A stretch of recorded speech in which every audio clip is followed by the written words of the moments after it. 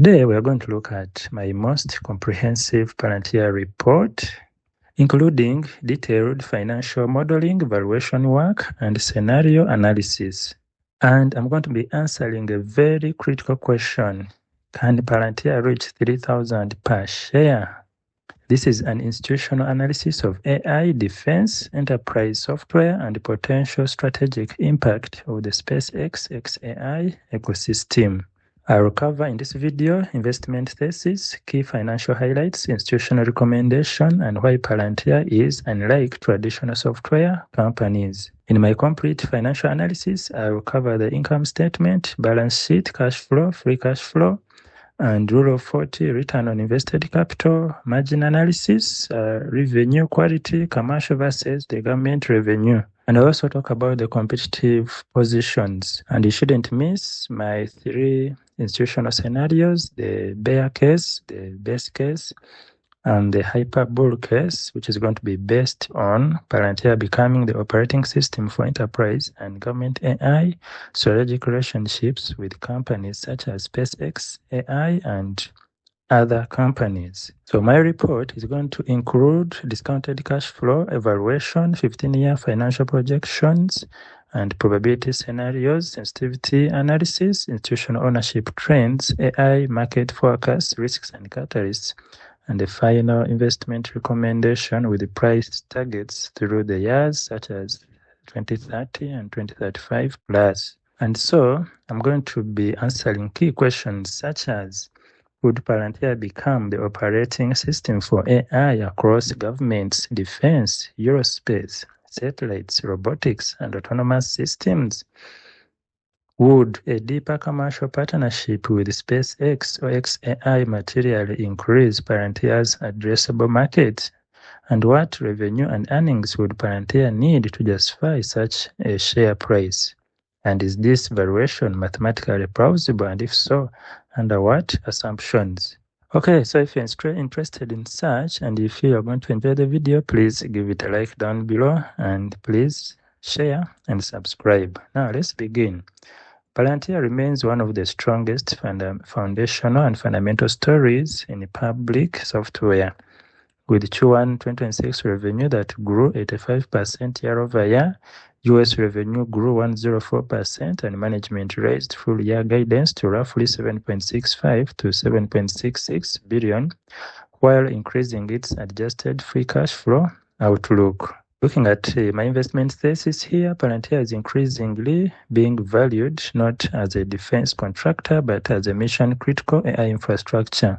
And its 4-product stack, Gotham, Foundry, Apple, and AIP, addresses a problem many competitors do not, that is deploying AI securely inside real organizations with governed access to sensitive data and operational workflows. So 3 features stand out, that is explosive commercial adoption, government durability, and profitable hypergrowth, where Palantir is generating substantial free cash flow while growing fast enough than most large cap software peers. Analysts' sentiment is constructive but far from unanimous, with recent consensus data showing a moderate buy rating with average 12-month price targets around 181 to 191, while the highest published targets reached 230 to 255. So the wide dispersion reflects disagreement over valuation sustainability. Now coming to SpaceX, SpaceX acquired XAI in 2026, creating a combined equity valued at roughly $1.25 trillion. Now Palantir is a separate public company. However, looking at Palantir with the partnership with XAI, we could think about Palantir software supporting Starlink network operations, tests, satellite intelligence, logistics, or government missions involving SpaceX infrastructure, possibly in the future, and AIP integrating models from broader SpaceX XAI ecosystem into defense or enterprise workflows. So such joint bids for government AI programs where complementary capabilities could create strategic value. And if that happens, that could place Palantir among the largest companies in history.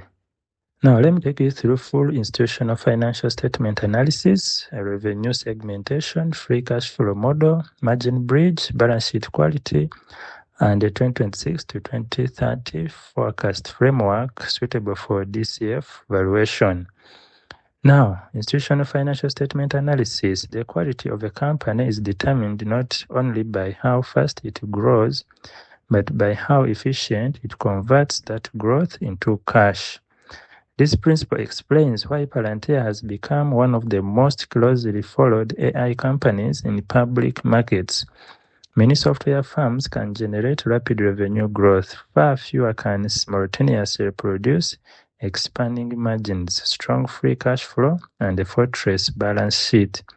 From an institutional perspective, Palantir exhibits several characteristics that distinguish it from many high-growth software peers. Hypergrowth supported by raising profitability, high gross margins typical of enterprise software, significant free cash flow generation, a debt-light balance sheet, strong operating leverage, long-duration government contracts, and rapidly accelerating commercial AI adoption. So these factors have contributed to Palantir's premium valuation, despite ongoing debate over whether the shares already discount too much future success. Now, following its strong Q1 2026 results, management raised full-year guidance to around 7.66 billion, representing around 70% plus year-over-year growth. Institutional investors are particularly focused on revenue quality rather than growth alone, and Palantir's revenue benefits from multi-year contracts, high customer retention, expansion within existing customers, and large government programs. Now, looking at the commercial business, perhaps the biggest change in Palantir's investment story has been the commercial execution. For years, critics argued that Palantir was overly dependent on government spending, but that argument has weakened considerably. And one of Palantir's most attractive financial characteristics is its software economics. Enterprise software generally enjoys high gross margins because the cost of serving additional customers is relatively low after the platform has been built. So Palantir's ability to maintain strong margins while expanding rapidly suggests increasing operating leverage as the business scales. Now, operating leverage is one of the biggest reasons long-term investors remain optimistic. As revenue grows, sales costs become a smaller percentage of revenue, research and development expenses become more efficient, administrative costs scale more slowly than revenue, so free cash flow expands. And unlike accounting profits, free cash flow reflects the cash available to reinvest, acquire businesses, repurchase shares, and build cash reserves. And Palantir continues to generate substantial free cash flow and has increased its 2026 guidance, reinforcing confidence in underlying economics of the business. And looking at the balance sheet analysis, its balance sheet remains one of the strongest among high-growth technology companies, with key strengths including large cash reserves, limited long-term debt, and significant liquidity. And the capital allocation is one of the most important questions for institutional investors. Potential uses include product development, strategic acquisitions, and international expansion. And then software investors frequently use the rule of 40, which combines revenue growth and profitability. Now, Palantir's recent performance is well above that benchmark, placing it among the strongest large-cap enterprise software companies. Now, looking at institutional ownership, institutional investors continue to hold a significant portion of Palantir shares. Now, from a financial perspective, Palantir possesses many of the attributes sought by long-term institutional investors, and that is strong revenue growth, expanding profitability, robust free cash flow, excellent balance sheet, high customer retention, exposure to one of the largest secular growth trends in technology. Now, if we are to do preliminary financial rating, we see that revenue growth gets a 5-star, profitability gets a 5-star, free cash flow gets a 5-star, balance sheet gets a 5-star, competitive position gets a 5-star. However, financial risk gets a 2-star out of 5. But the overall financial quality gets an A+. Now let's examine whether Palantir could realistically become a 7.5 trillion company, which is required for it to hit a 3,000 share price under today's approximate share count.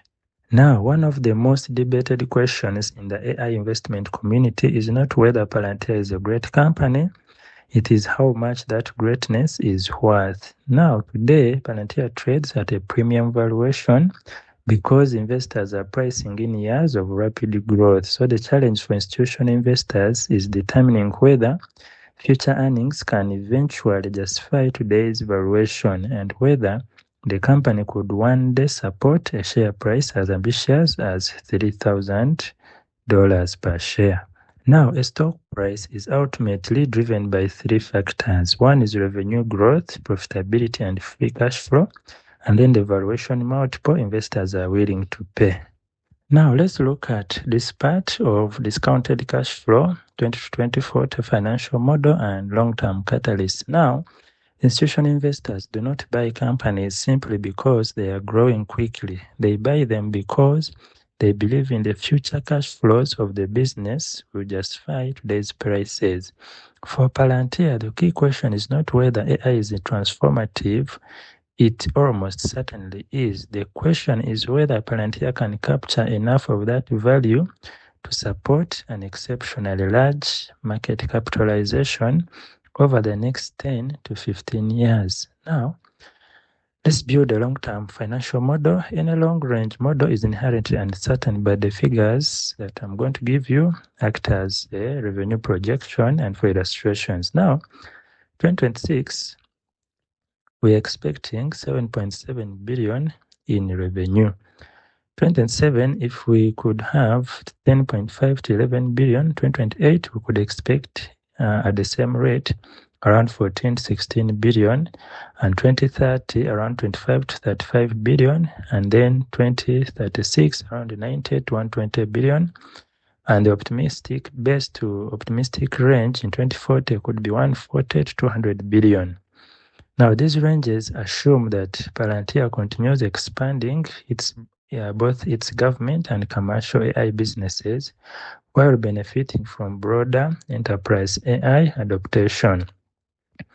Now, looking at the margin expansion, one reason software companies can become extraordinarily valuable is operating leverage. As the customer base expands, infrastructure costs grow more slowly than revenue. Sales and marketing becomes more efficient, and research and development is spread across a large revenue base. So if Palantir maintained strong execution, long-term operating margins in the 35 to 40% range would be plausible for a mature software leader, although there is no guarantee it will achieve those levels.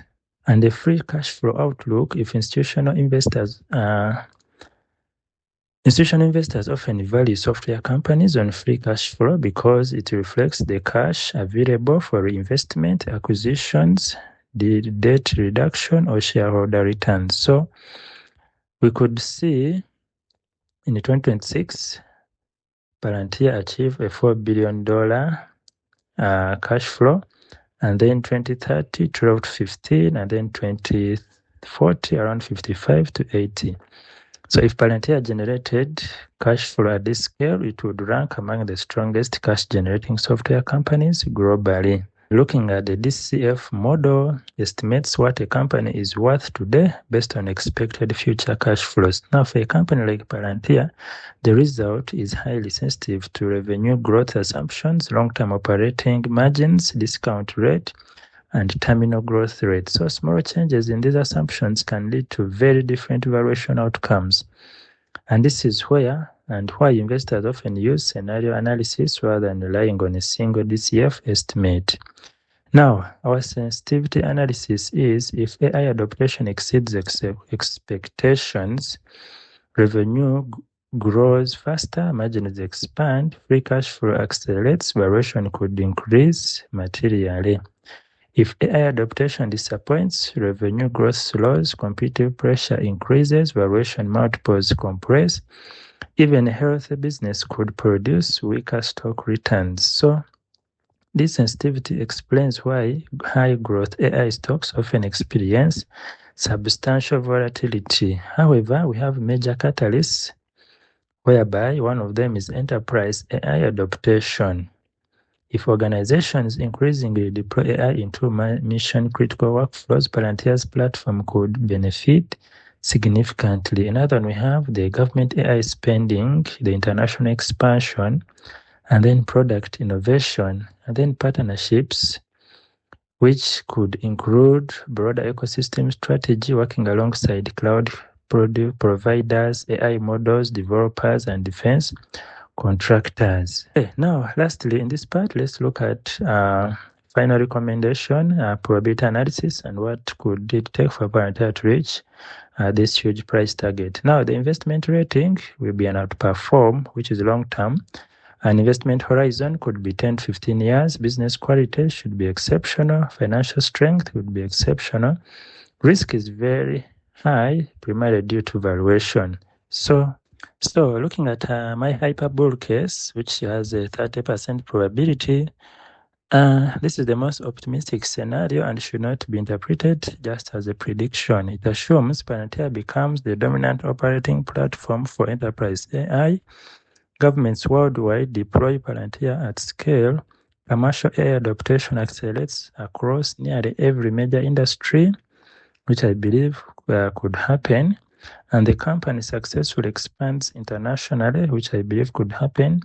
And also it maintains very high operating margins. And also it develops and participates in powerful AI ecosystems, potentially including deeper commercial relationships with organizations such as combined SpaceX, XI Group, if such opportunities emerge in the future.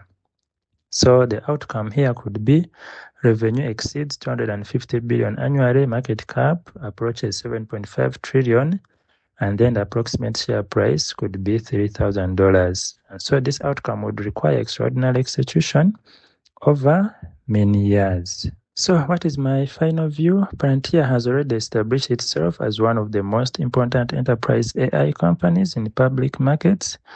Its combination of software, AI integration, government expertise, and commercial expansion gives it a differentiated position.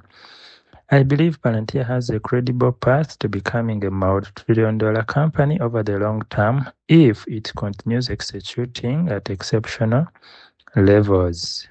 And for long-term investors who understand the risks of owning a premium-valued growth company, Palantir remains one of the most compelling AI businesses to follow.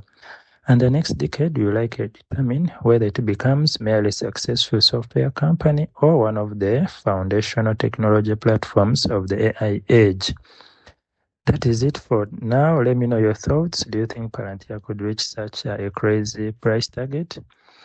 And also, please like, share, and subscribe. And please remember to put God first in whatever you do.